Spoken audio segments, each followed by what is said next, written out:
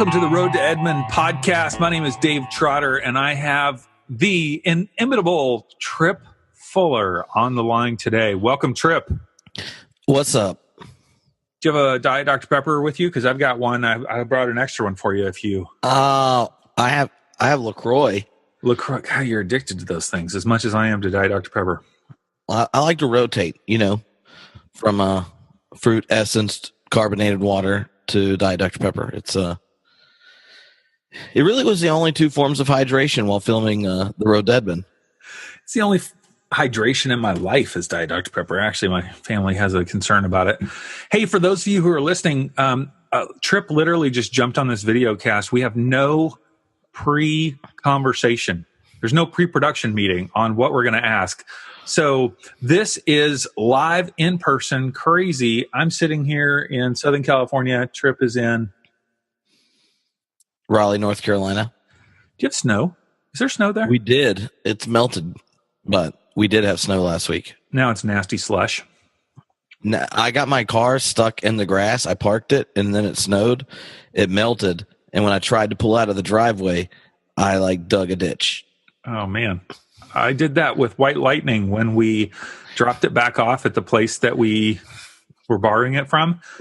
It accidentally slid into a wet ditch. If you want to see that photo, you can go to our Instagram or Facebook feed and go back. And I peeled out and it just literally, I just left it there stuck. It's basically on its side almost.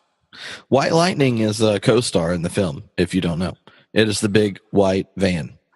People, if you want to know for trivia, for the Road to Edmond trivia contest that I'm sure you're already planning after the screenings that you watch, one of the answers is, how did White Lightning get its name? When I picked it up from the guy that I was borrowing it from, and I say borrow because there's a crazy story behind how we got the van. I looked at it and I just said, White Lightning. It boom, it just came. It was divine providence that came into my heart of hearts and sat next to Jesus, who sits in my heart. Praise the Lord. White Lightning. And if you haven't seen a picture of this amazing 15-passenger van, you should. Little did we know in the second week of filming that the rust really accumulated, and when it rains, White Lightning cries all over the driver and the passenger in the front and in the seat. So we had Nathan and I are driving between shots while it's raining, and we have two ginormous plastic margarita cups duct taped to the dashboard where it's dripping to collect water because it kept spraying while we're trying to drive. And we're it's gonna get all in the tape player and stuff, or in some electronic and blow. And when you watch the film, you will be able to tell the scenes in the van, which ones were shot early in the trip versus late in the trip. The one shots that were shot late in the trip will have a sound to them. And it was the left tire, basically coming off or something. We don't know. It was a problem. White Lightning was I thought this was a 1 week filming. Are y'all not done with your film yet? Let me cry about it. So if it slowly, the max speed of the van went down as the movie went on. It would start shaking horribly at 70 and then at 60. And then it's you aren't even going the speed limit on the interstate unless you want to consider dying.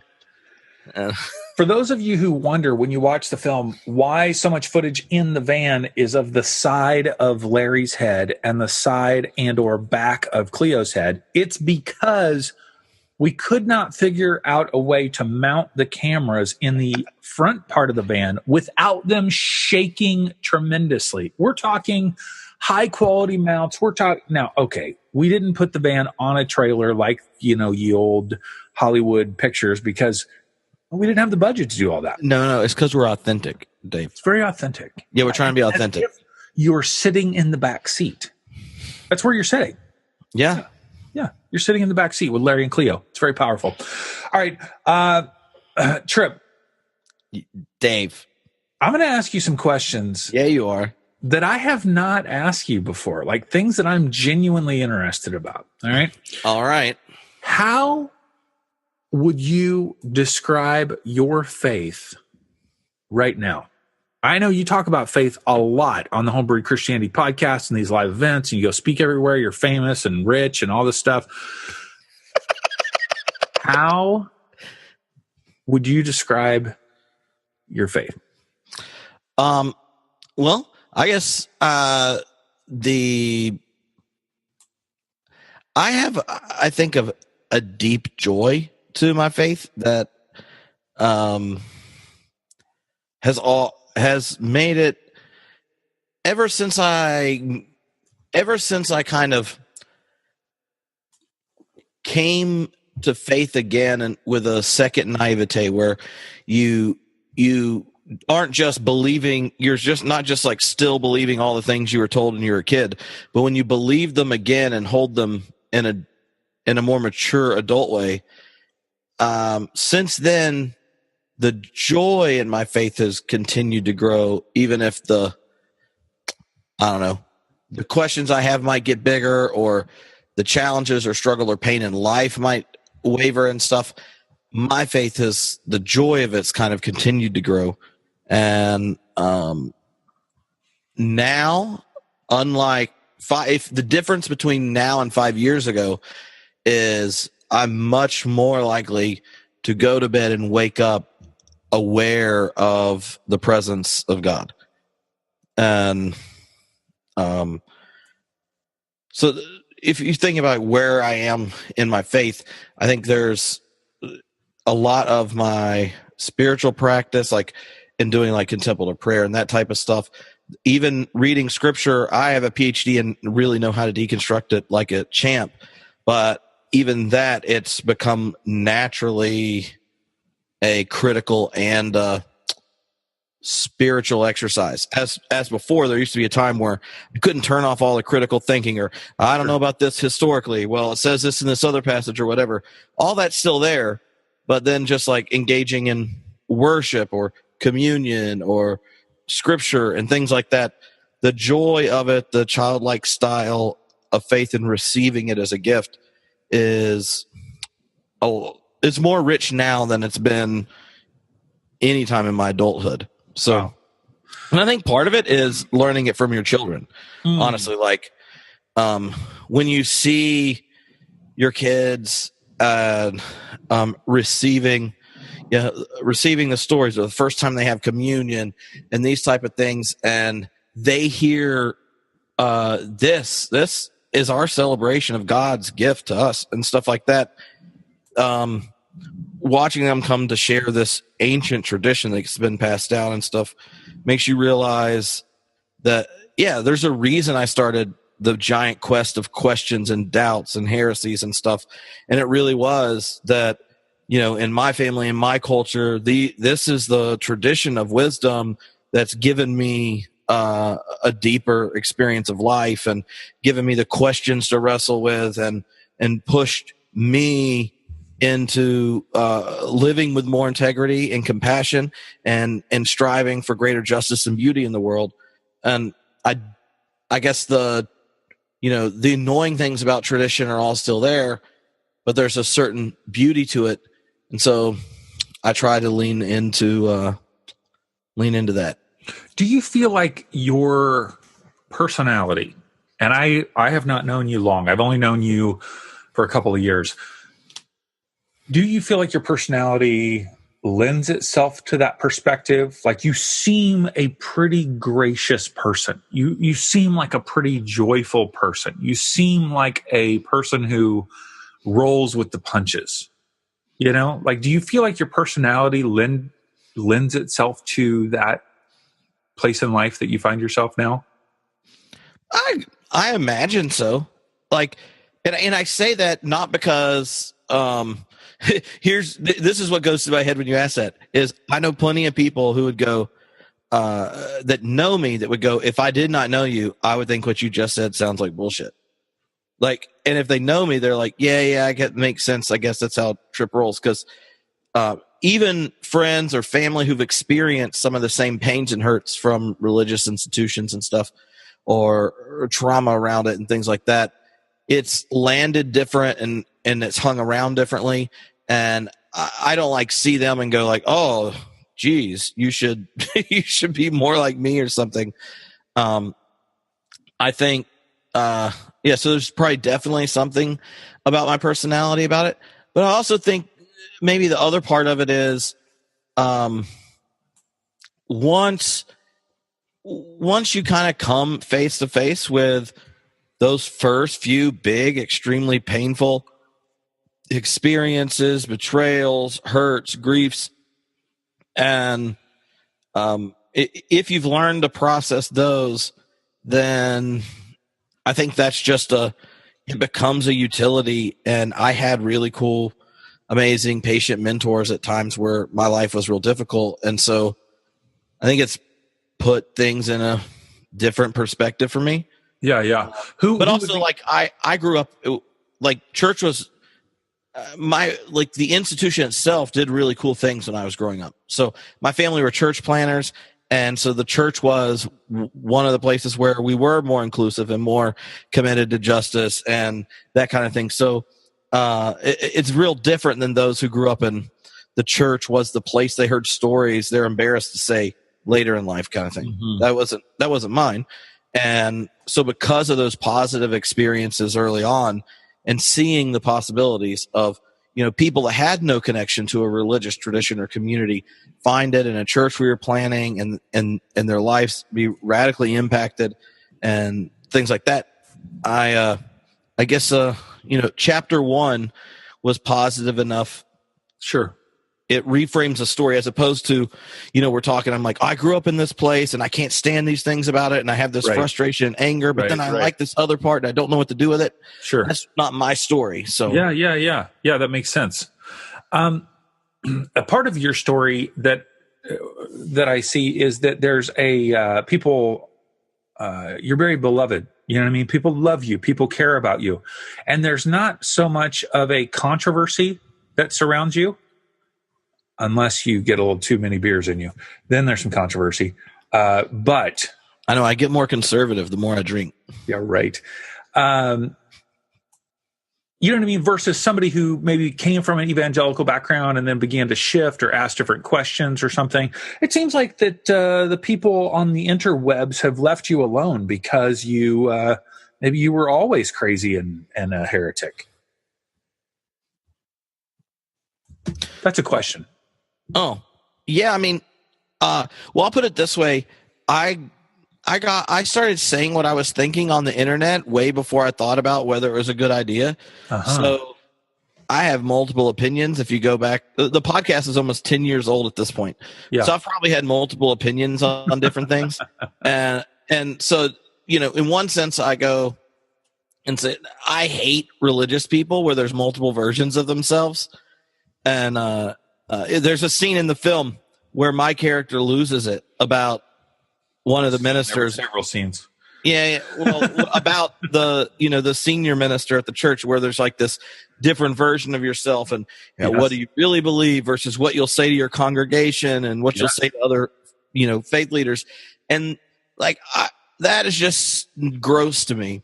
And, cause if Jesus was going to act that way, he really would have had to check and see who was listening at the Sermon on the Mount and definitely not wanted anyone to retell it. Because if you just get up at church on Sunday and read the Sermon on the Mount, I memorized it and told it as a sermon. I got told afterwards, like, it just sounds like you're preaching a bunch of that leftist agenda. And, you just should leave America because if you just really start loving your enemies and turning the other cheek, we're not even going to have a country. And you start I think there can be a sense that part of the attraction of Jesus is his clarity about the important things, be it who was loved and valued and all that kind of stuff. And the church gets real vague and ambiguous about it when they think that the people they're serving actually don't love and trust them for who they are. They love and trust them to perform a function. And so they hide themselves or, get ambiguous. And that drives me up a wall. So since I've already had it on the internet, I've never had the luxury of being when I worked in a congregation or at an interview for a church job or something like that, deciding what I said or didn't say, because it's out there. It's already on the internet. You're naked. You're naked on the web. You could tell and another thing is, you're not your ideas. And I don't understand why religious people think this so much. Like, you and I could have completely different opinions, and I could think that you're an ignoramus, and it's not logical or sensible or biblical or whatever the word is you use to assess it. But you're not your ideas. Like you will have different ideas about things your entire life. Mm-hmm. And if you're a Christian, God did not redeem one version of you at one point where you happen to have the most right ideas at one time. Yes. God redeemed you. Your full story is being woven into the body of Christ and and shares in God forever. So what about that makes you think like the primary thing's your ideas? The gospel is about what God thinks is true about you, not what you think's true about God or yourself. Mm-hmm. And so if you're not your ideas, then I think you should be free to be as right and wrong and inarticulate and confused and confident on one day and doubting on the other day and stuff. So how does a pastor or a leader lead in the way that you're describing, where there's a freedom to have different perspectives when the church system, for the most part, is expecting a certain set of beliefs to be consistent? How does a pastor lead in that way that you're describing? Well, I think part of it is a lot of that tension's really big right now. But if you go back in time, there are hundreds of years in the row where that was not a big deal for the church. And not because you can't see dramatically different opinions on all sorts of different doctrines and stuff. What we have right now, especially around sexuality and religious pluralism, are the actual touch time of congregants and faith leaders with people with sexualities that don't fit in the 1950s America version. And you have growing diversity on race, sexuality, religious pluralism and such. And the world you're encountering just day to day in your neighborhoods, at your jobs and such, is one that you used to see, cohere more tightly with the world you prayed about and spoke about and preached about in church. And now the contact time with the bigger diversity of God's creation and God's people leads to a tension mm-hmm. that gets resolved in a lot of different ways. But I don't think we should be shocked to find out that the people we've called and trained to care about the gospel, to care about your congregation, the community your church is in, they're called to live, serve, and such, are the ones in a congregation who first received authority that, like, you can't be gay and be a Christian, or that the gospel's primarily about getting people to join Team Jesus because they're the only ones that go to heaven or something.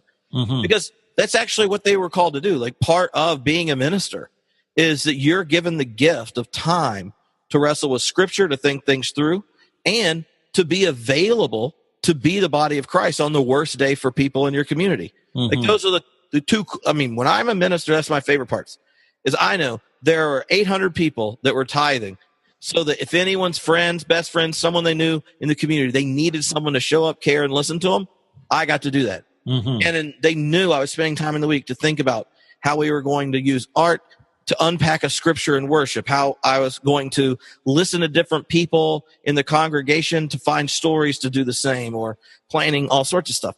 That's what ministers do. So it seems to me that if you're in a more conservative context, that when ministers or the faith or the leaders in the congregation, they're more likely going to voice or have dis-ease earlier, because they're the ones that are actually taking that touch time and putting it in wrestle with Scripture and their faith. But when someone like that voices it, you're amazed how many people that are sitting in the congregation that nodded the week before when you say, and marriages between a man and a woman. Mm-hmm. And then you say, you know what? The most beautiful thing about marriage is that that's when two human beings enter into a covenant that's holy, where they said, I'm going to show up for you, and I don't know who you're going to be the next day. And that picture of that love and that commitment that these two people enter into is a way of us to attempt to live out God's commitment to God's people in Israel and God's people to us through Christ, that God has said, I am the God of love and refuse to be God without you, and I will show up every day for you or mine, and I am yours. Mm-hmm. And that, where are we going to figure this out? Where's the laboratory of that type of love? It's in a marriage, because humans are so screwed up, we won't even figure it out with one person. Mm-hmm. But how beautiful is it? So how does the congregation respond the next week? Yeah, they nod. Because there's plenty of them that I think are sitting there and go, oh, yeah, that makes more sense because I've had these experiences, encounters with people. Mm-hmm. And so to me, I think there's a real inertia that you can see taking place. And when you're given the opportunity or the possibility, the language to have a more open and inclusive vision of the faith, I think there are people that have already had the experiences and already had the relationships. Yes, but they haven't had a way to articulate it. Yeah. And so to me, one of the things I hope a film like this does is it's a different way of saying, well, let's have a conversation about this. Mm-hmm. And the thing is, like, not everyone's going to end up agreeing about it in any way, but I do think it's disingenuous for us as Christians to use the word truth all the time and insist that our congregations to be spaces a different opinion isn't welcome. Mm-hmm. That seems odd to me. Well, it doesn't mean you can't have one that's not normative, but if you're just scared of people voicing the questions that come out of their experience in their life, that's a little uncomfortable. No, I think you're right. I think the challenge comes in when the leader or leaders is voicing those questions and about what is normative. And then it causes an entire congregation to have to wrestle with that. And there have been several leaders who have come from more conservative perspectives that have voiced those, not just questions, but beliefs. And some have been ostracized and some have been embraced. I just saw I think it's Netflix is doing a show on Carlton Pearson. Did you see that? Mm-hmm. No. Carlton Pearson was But I know Carlton Pearson. Yeah, Pentecostal pastor who changed some perspectives. They're doing a full show on it because Ira Glass is the, I think, producer, maybe director behind it. Oh, cool. So these types of conversations are happening, but they're happening behind closed doors.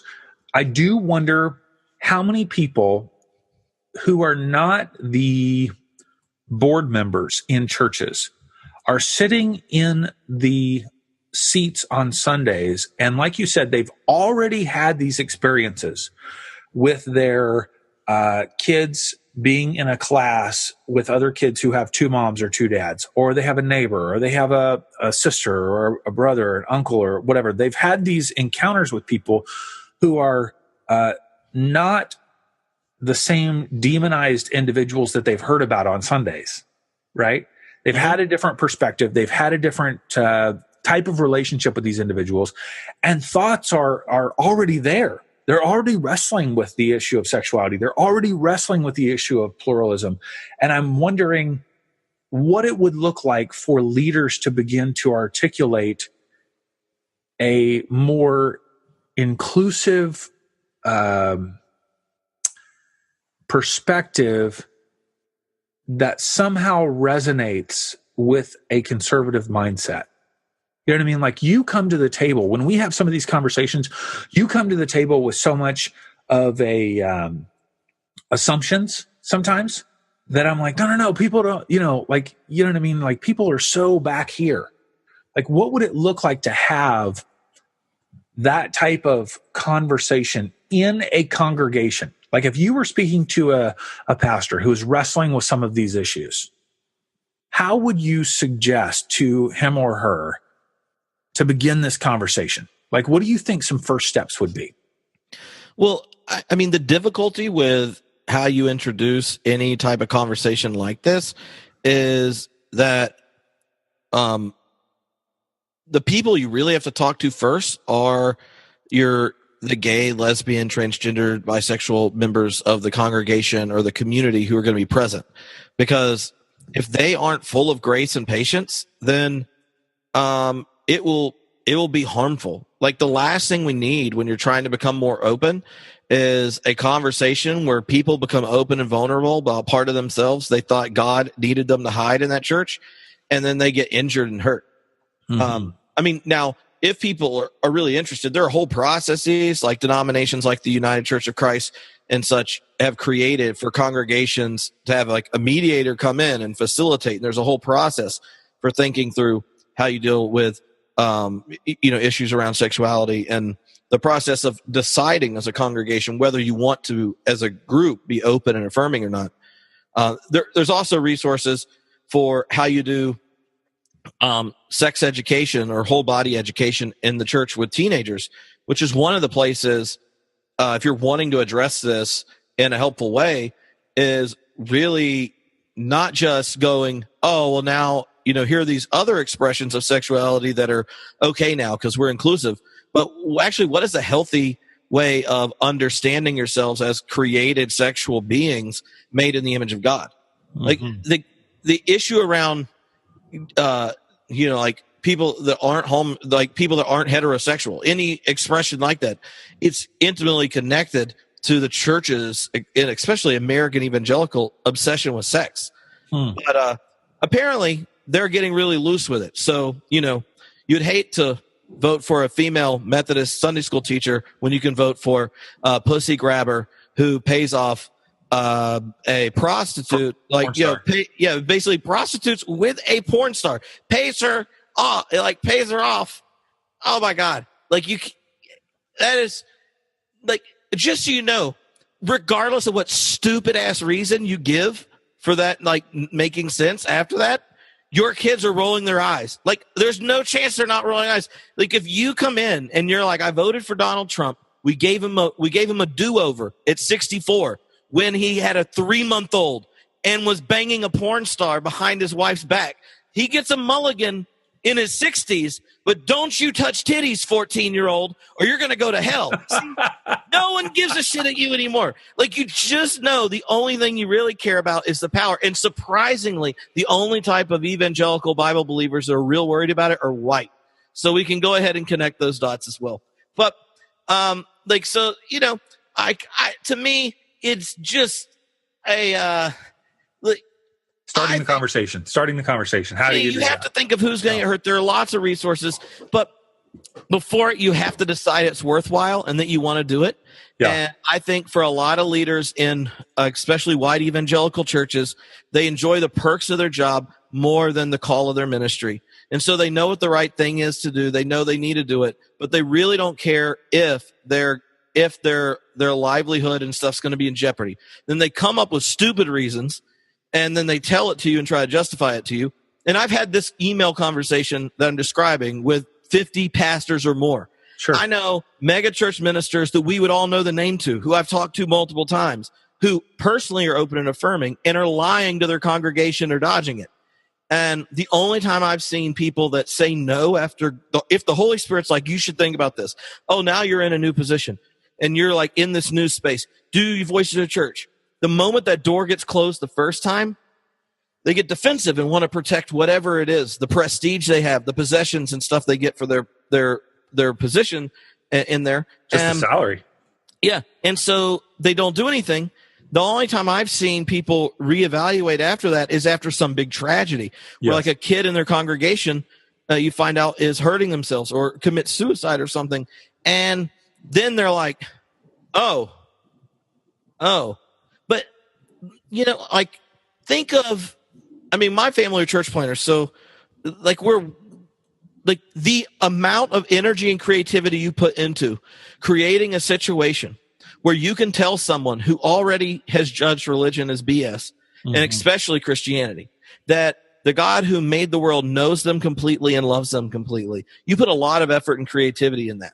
And yet, if you know there are people in your congregation who aren't going to hear that, and you even think the congregation should be in a different place, and you don't say anything, then you're complicit. And I don't think there's an easy way around that. Now, if you're in transition and you don't really know what you think and stuff, that's a different situation altogether. Sure. I honestly think like you shouldn't, as a minister, start spouting off stuff that's your newest idea you had. Like when you're preaching or speaking as a leader, you need to speak from like your actual convictions. They should trust that you're going to have 3 months later. Not, well, I'm thinking I might think this or something like that. Sure, it's not appropriate. Yeah, you need to be in a place where you're at home with yourself and that. And I think that includes like talking to your partner if you're married about it and deciding what you want to do and whether you voice it together. I've met friends who, they get all riled up because they're like, oh, I'm progressive. I'm going to let everyone know at church. And their partner's like in Sunday school, and then like stuff's blowing up and they're like, yeah, I just had to tell people they can't be judgmental and blah, blah, blah, blah. Like, and you're like, that's a mess. You didn't talk to your partner. Yeah. Your kids like half heard it and half didn't. Yeah. And then like someone's like, your dad loves the gays. And they're like, what's a gay? And they're like 5, and you're now like having to tell your 5-year-old daughter, like, and so like you don't score extra, like being edgy for Jesus points if you aren't thougting. Sure. Yeah. Like, Yeah. Or rude. Yeah. So you bring me to the thought of just the road to Edmond. And for those of you who haven't listened, Tripp and I had a conversation that was more of an interview with me on the road to Edmond for episode 1. You might want to go back and listen to that. But just as a quick catch up, I wanted to create a narrative film. I'd done 3 feature-length documentaries, wanted to do a scripted narrative film, and wanted to create something that was for specifically Tripp and Nathaniel, because I knew that they had a relationship that would be synergistic on screen. And so as part of my own spiritual journey, there are questions that I have been having that revolve around sexuality and pluralism. And I wanted to tell a story that interwove those in a way that I thought would be commonplace, And so this whole story of Cleo being a youth pastor, for those of you who don't know, he has a girl in his youth group come out to him, and he responds in a way that's loving and caring, and he's with her, and the church does not approve and sends him on kind of a 2-week Jesus timeout to think through things. Now, I have been privy to situations where, the 2-week Jesus timeout is basically like, hey, let's figure out how to fire this guy without getting into a lawsuit. And it's this time of discernment, right? And so this is commonplace in a lot of more conservative churches. I don't necessarily have, well, let me back up and just say that this is not my story, but it's a story that embedded in it are the questions that I have been wrestling with. And so I wanted to create a piece of art that spurred on those questions with a lot of different people. And Tripp has been incredibly just integral in the development of the film and the concepts and us wrestling through things and him bringing more ideas. And so, Tripp, I called you up, and we had been talking about some other projects, and I was trying to figure out how to rope you guys into something. But when I called you up with this particular idea, and we talked about it on the phone, you were my first call after I processed this with my wife, because I knew that I had to get you on board. Because if you weren't on board, I didn't want to rally a team or crew and all that stuff. But I thought if I could get you on board, Nathaniel would get on board, and then I could possibly get a crew that I thought would really do a great job. So I call you up, and I'm pitching you the idea. What are you thinking? Well, I mean, the first thing is, if you are like me and you have your own platform, but you also end up you partner with lots of different people for different things, then you usually only work with someone a second time if you think they will attempt to work as hard as you do. And so you're on that list. Like, I enjoyed working with you. And so, anyone that ever gets a call from Dave, he is a remarkable talent at like doing what he says and working hard, which is always fun. And I knew like a project like this, there would be a lot of time outside of, just doing it. And I like hanging out with you. So that made it fun. The idea of doing it was exciting.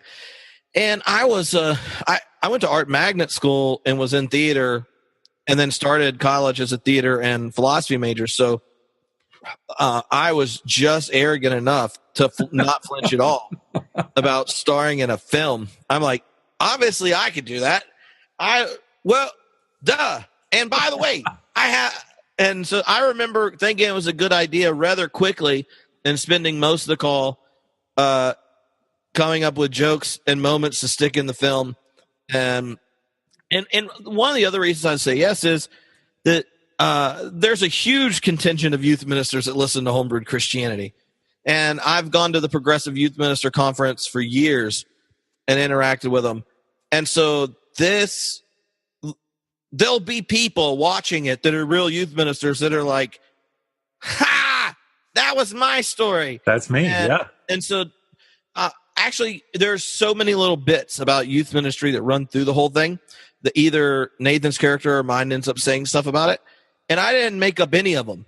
I mean, they weren't all my personal experiences, but they were all ones from youth ministers that were so good. I'm like, I got to keep that. And so when people, see the film, there was no fabricated material needed for all that. So the other part of it is, we've talked about some of the more serious elements, but, outside of the questions part, the part that is really intriguing to me, and the thing I think that we discovered as we were working on it is my character Larry's whole backstory, where he is in dealing with big questions around God and faith and the church and such, and how the road trip and everything became an opportunity for Larry and Cleo to like hate each other, love each other, and in the process start to reconcile a lot of dead ends in each of their paths because of this weird situation and the friendship that emerges in it. And I knew once I don't want to like ruin the story, but like once we put together how the last of the road trip was ending and such, I knew like, when you watch it, you will probably talk more about Larry and Cleo's friendship before you ask any church related question.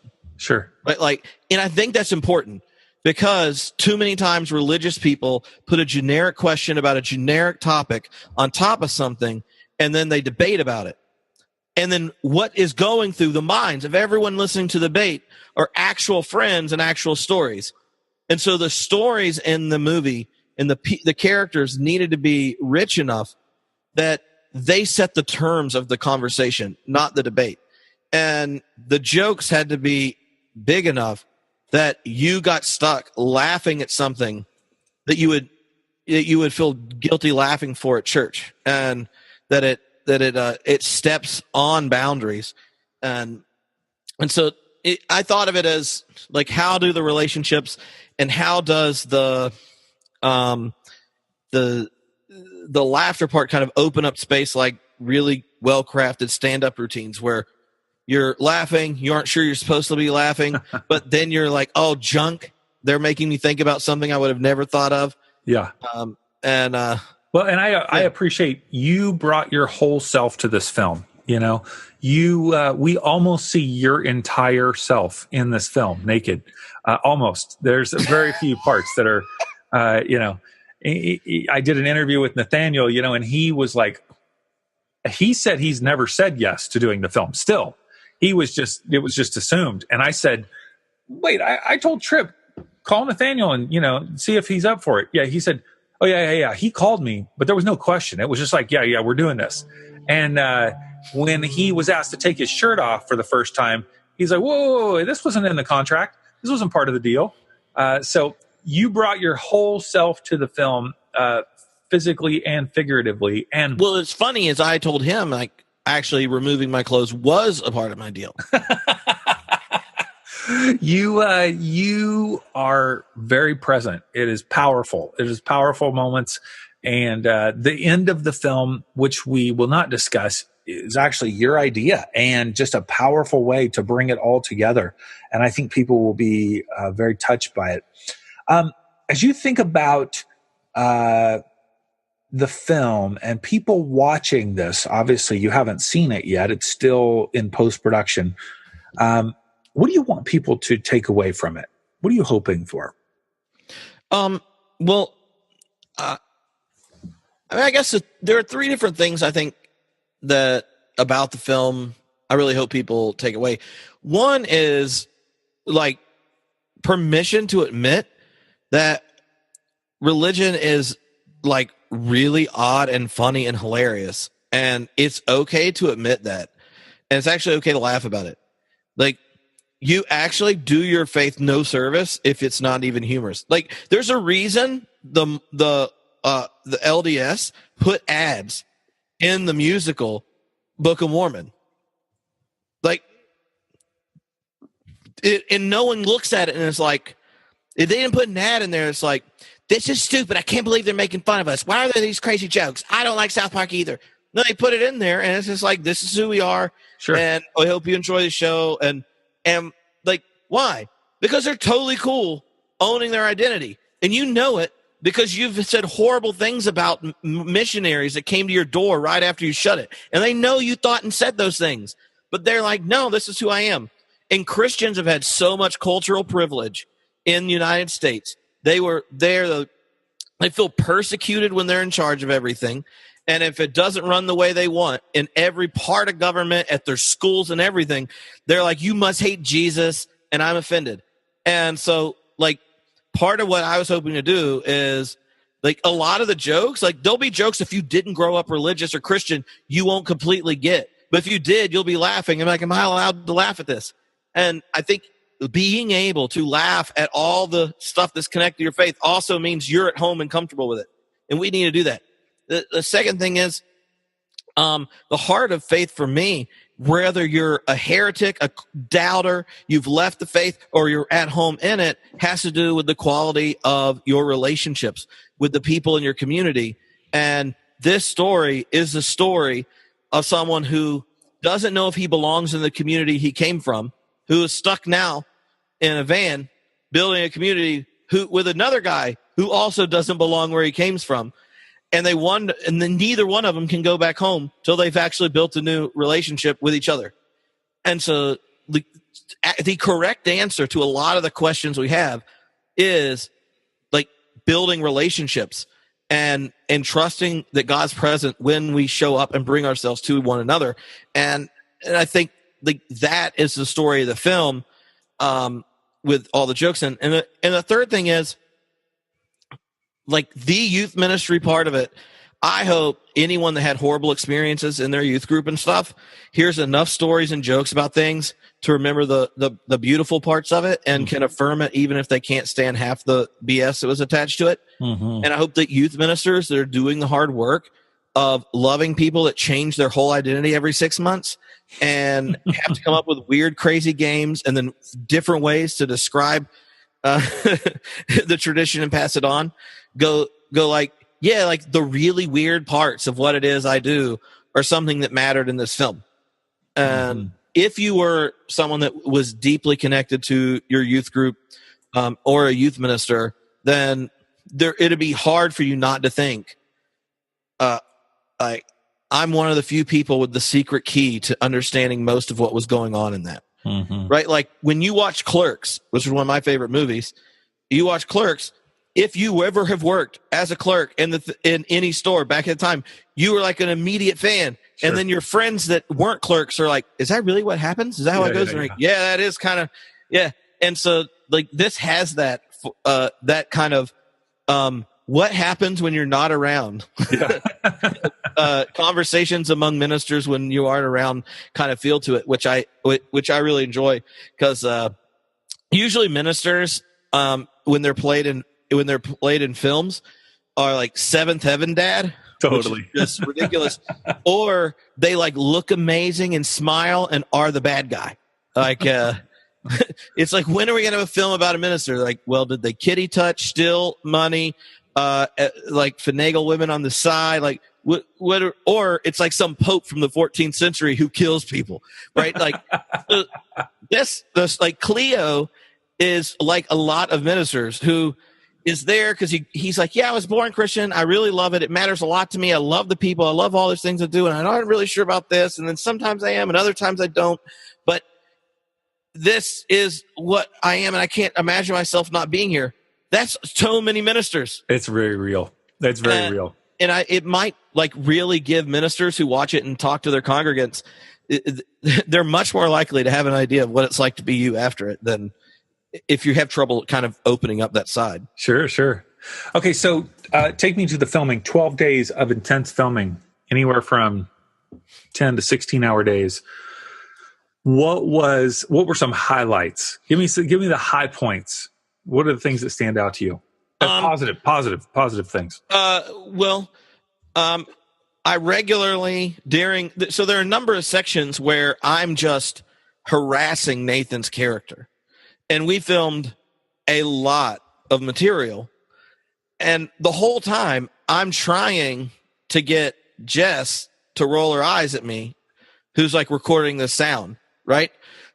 You'll hear her soon. And she doesn't appreciate a lot of my humor the way I intend it to be appreciated. So I would keep telling jokes, and then I would just keep making them worse in hopes to get, because she had the funniest eye roll. She'd be like, she has some big eyes. Yeah. And then I would try to get Nathan to laugh and ruin his character on stuff. And so that part was really fun. Rewarding parts for me, a lot of the people who spent like one day with us made the big chunks of time. It was just a few of us over and over doing the same things worth it. Like all of our friends that were in Denver that did the wedding and stuff, that was like the most fun first day. And then like George and Kat, like that, like when you have these unique characters that hang out and it breaks the monotony of just us. That was fun. And not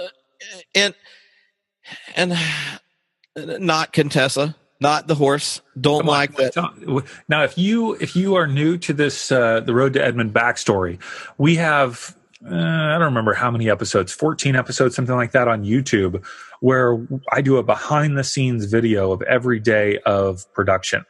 And I was excited about having a horse in one of 3 nightmare scenes that Cleo has. And Larry is going to be riding in on a horse, which is echoing the riding in of Jesus in the book of Revelation. We could not get a white horse like Jesus. We got a brown horse, and the gentleman's name was Ted that was referred to us. Ted was supposed to show up, and for a couple $100, he was going to teach Tripp how to ride a horse. And now, because it was a nightmare scene, it had to be at night. So it's around 9:00 at night, maybe 8:00. I forgot the check for Ted. I drive back to the hotel. But he got there before you left. It was still, I got thrown off. The sun hadn't even gone down yet. It was like dusk. It was dusk, but I was gone. I was getting the check. I come back. I get a call from Brandon. Dave, we're not going to be able to do the horse scene. Tripp just got thrown off the horse. He's freaking out. I'm like, no worries. How's Tripp? What's going on? I go down there and Tripp is freaking out. Now, Tripp, the last time you were on a horse prior to this was what? How old were you? I was like 9 or something. My mom told me that night when I called. Yeah, so you were 9 on a horse, and you got what you kept saying beforehand that you were thrown off it or something. Yeah. That was the last time I rode a horse. But I was going to ride a horse for you, Dave. I know. and you were going to have like this white robe on and like a crown. It was dripped in blood. We had the robe dripped in blood because this is a dramatic reenactment. Well, Contessa was trying to take us all out. So tell me what happened. Take me back to that moment. Contessa is the horse. Contessa's the horse, and Ted Tudor's the owner and trainer. Ted rolls up 70-ish. On the horse, who's really mad about the bugs. A lot of bugs. Shaking her head and junk, and he's like telling me what to do, and I get on the horse, and he's a large horse. You're a large guy. It's a large horse. It is like if Jesus was to rock a brown horse to the apocalypse, Contessa would have been great. Extra large horse. So he's like, you walk. Here's how you stop. Now, don't pull back too much, or she'll jump. And I'm like, nah, I don't want to jump. So you're on the horse at this point. He's walking me in a circle, kind of like where we will go when it's dark. And I'm sitting there going like, man, when it's dark and there's strobe lights, it's not going to be good. And the horse is like not having it. She's mad about the bugs and just like shaking her head, snorting. Yeah. And Ted slaps Contessa upside the face and is like, settle down, girl. I'm like, hey, this guy's old. Yeah, Ted's not like, going to be picking a fight in an alley or anything. He's like 70. So I'm like, this ain't good. And Jess, who like is friends with horses, initially she's like, oh, I don't know. Like you could see her going, this doesn't look good. Because I'm like, I don't know about this. The last one threw me off. Well, then he goes, okay, we walked in the circle and he has me holding Contessa. Then he goes, all right, now you're going to do it. So you've got the reins in your hands. Yeah. I was like, no. I think it'll be dark. You could just walk Contessa up and they'll just film me. And he goes, you got it. And the moment he hands it over, Contessa puts her head down like she's going to knock the bugs off, and then moves up and jumps just a little bit up and headbutts Ted, who then taking 3 or 4 steps backwards because he just got headbutt by a horse, and he comes walking back forward because he wants to grab the reins. Contessa jumps once, headbutt, lands, and the next she's just like, I don't know who this butt on my back is that he's going. She jumps up big, and Ted comes running back after he kind of got pushed back. And Contessa catches him right in the face with her front feet. Ted, me, thrown off, except my left foot is now in the stinking stirrup. And Contessa's just jumping up and down in horse speak, saying, I hate you. I hate bugs. I don't want to be related to the Bible. Contessa was an atheist and was unwilling to be a part of this film. They got protesting.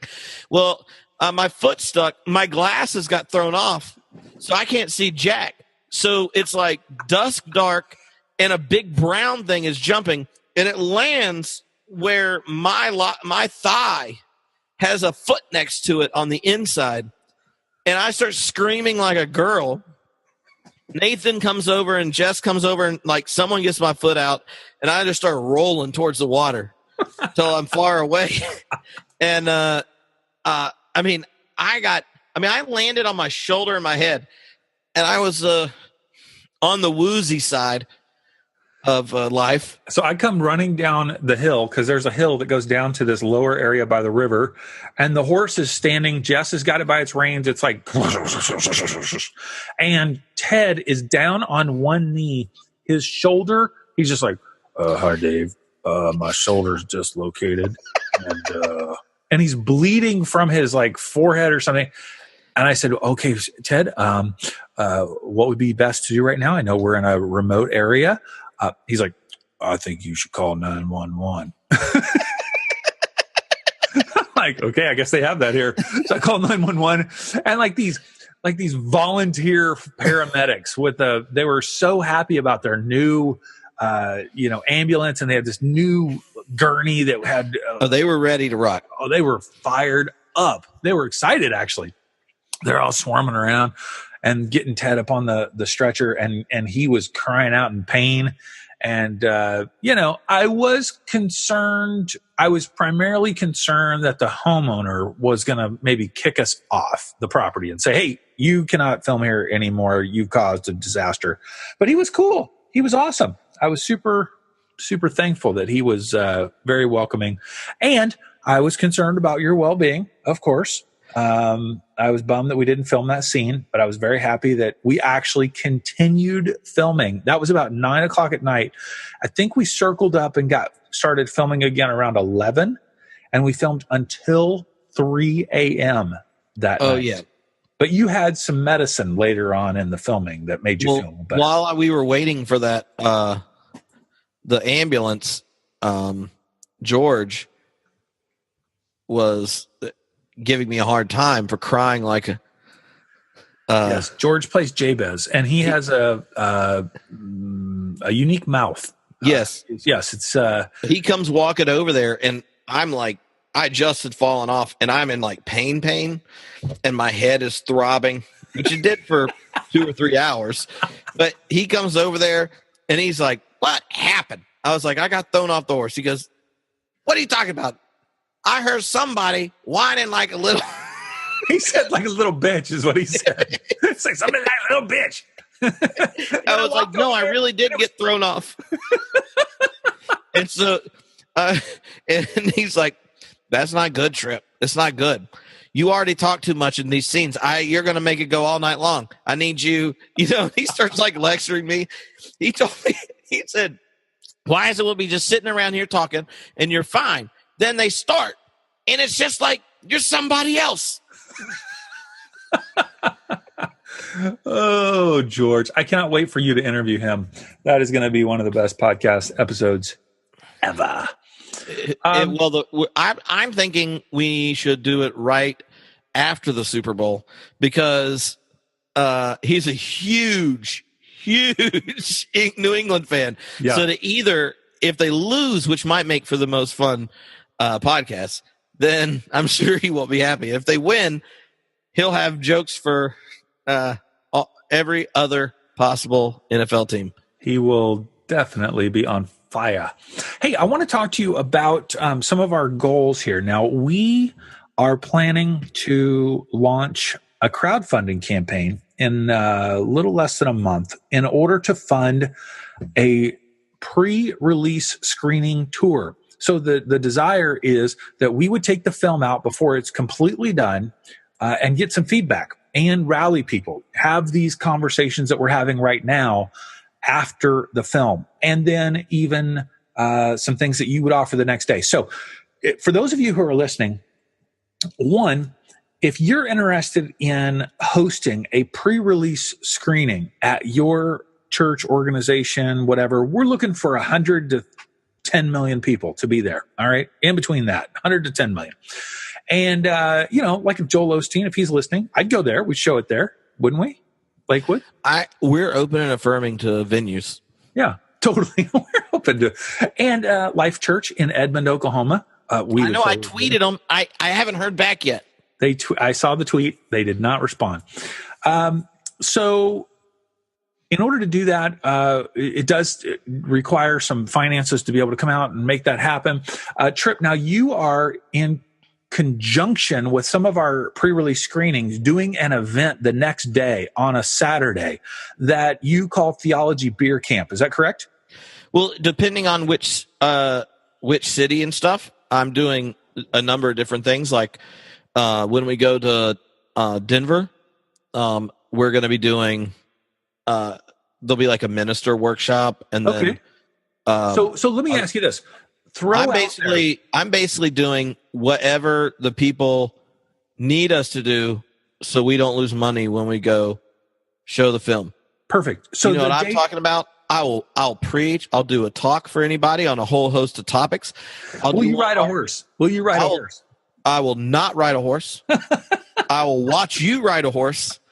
I would be willing. Okay, so let's throw this out there. If you're listening and you want to do a pre-release screening and you're open to Tripp then doing something the next day, Saturday or Sunday, what are the options of things that people might be interested in having you come do?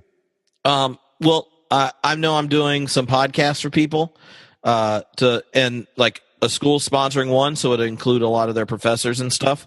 So that's where those who haven't been a part of your podcast, it's where you have experts, you guys sit down, you talk about theological issues, you drink a lot of beer, and there's a lot of great merriment.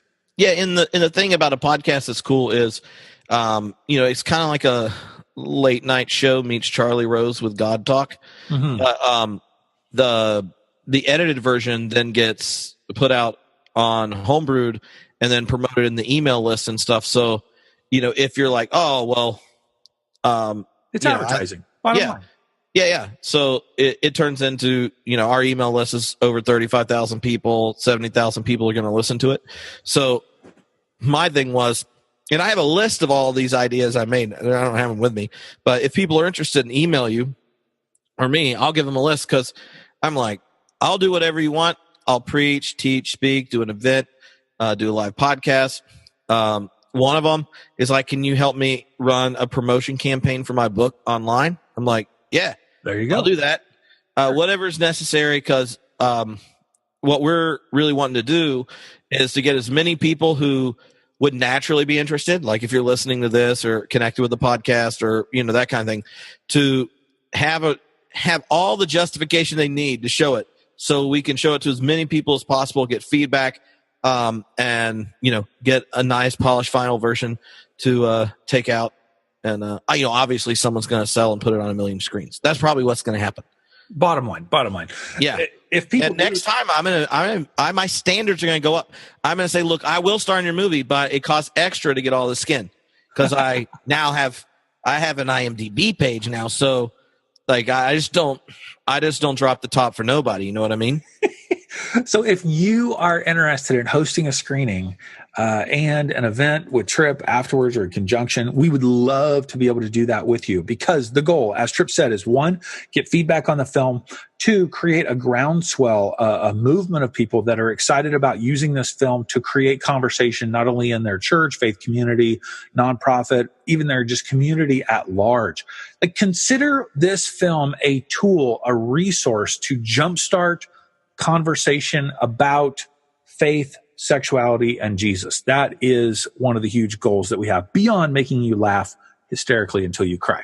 So you can get in touch with Tripp, Tripp, Tripp, at homebrewedchristianity.com. You can get in touch with me, David, David, at theroadtoedmond.com. Those are 2 options.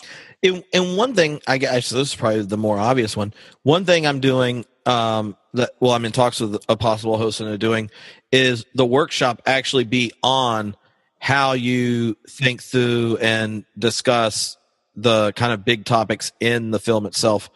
And the 3 they were talking about is sexuality, science, and religious diversity. Good. And so the workshop stuff will be where I kind of introduce 3 different answers Christians give to the same questions, and how each perspective sees scripture playing out and that kind of thing in it, so that if you're in the room, you kind of, 1, understand more of the reasons people that share your perspective have it out of their faith, and not just because, like, I know a lot of progressives, they're like, oh, those homophobes. But it's not like you ever asked them, like, so as a Christian, like, how do you understand gender and sexuality? They are like, I don't know. It's just what I think, and vice versa. Mm-hmm. So, like, how do you understand perspectives across the spectrum coming out of their faith? And then how do we learn to love, respect, and acknowledge each other in difference and converse and that kind of thing? So one group's talking about doing that, and, that easily fits the film, where you watch it and stuff, and the next day can have conversation. Yeah, it's great. Perfect. All right. Well, hey, follow us on social media: Facebook, Twitter, Instagram, YouTube, and the like. And we are in the process. I want to know when you're editing, what you were sitting there, not sleeping, and then going through it. I'm anticipating that I'll see stuff when I'm watching, and I don't remember saying it all. Oh yeah, laughing. Without a doubt. So what? In going through all the different scenes as you're going through, like, what's a moment you didn't anticipate being a moment that you're like, oh, when that's on screen, or that moment really stuck or landed? Oh, man. Well, I have been editing this film for the last couple months. It feels like, I don't know, maybe it's been a month. And I start early in the morning and work for a number of hours before I get on with my other work as a marketing consultant and so forth. My wife, who gets up early as well, she gets up at like 4:45 to work out every day as a teacher before she goes to teach. And so she will hear me in my office laughing out loud and open the door. And she's like, it cracks me up that you're laughing at like 5 a.m. I go, I know, but this is so funny, you know. I will say that the scene where you are going off in the van at the Rainbow gas station about Cleo's interaction with his pastor is that's very powerful, and that will create so much conversation, positive, negative, all the way around. You know what I mean? That really is going to really mess with people. I think, as I mentioned to you in our first conversation, episode 1 of this podcast, it's an equal opportunity offender.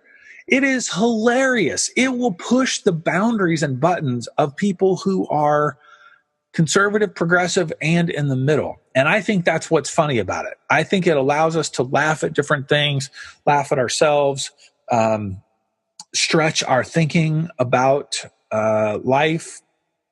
It's a powerful movie. It really is. And I'm excited to see where it goes. We have no clue what's going to happen, but I do want to get it in front of as many people as possible with these pre-release screenings so that we create an interest, you know, and we want, when the time is right, for as many articles to be written and people to be talking about it and sharing about it and wrestling through it.